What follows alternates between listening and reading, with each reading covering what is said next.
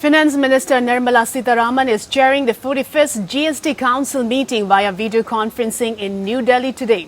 Minister of State Anurag Thakur, Finance Minister of States and Union Territories and senior officials from Union Government and States are also present in the meeting.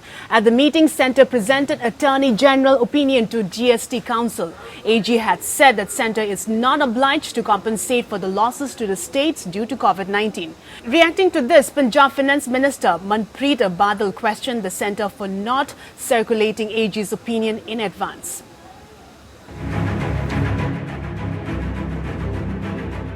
With COVID-19 and subsequent lockdowns putting finances over a dozen states under severe strain, resulting in delays in salary payments and sharp cuts in capital expenditure outlays, the GST Council meeting looks set for a showdown between Centre and the states over delayed clearances of outstanding bills and escalating differences over compensation payments. Maharashtra, Punjab, Karnataka and Tripura are among states reporting delays in salary payments to healthcare workers.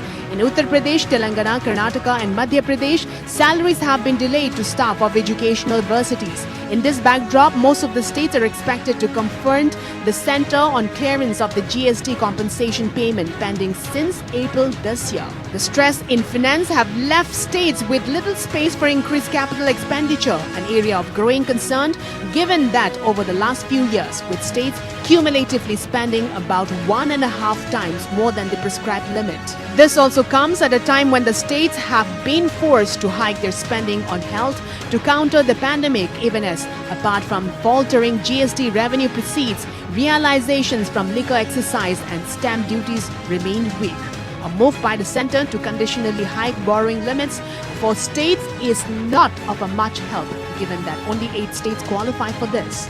A growing number of the state finance ministers have been increasingly outspoken in flagging their concerns, especially in light of the delayed GST compensation, given that states no longer possess any taxation right after most taxes, excepting those on petroleum, alcohol and stamp duty, were subsumed under GST. GST accounts for almost 42% of the state's own tax revenues, and tax revenue accounts for almost 60% of the state's total revenues. For states, GST accounts for almost 42% of their own tax revenues.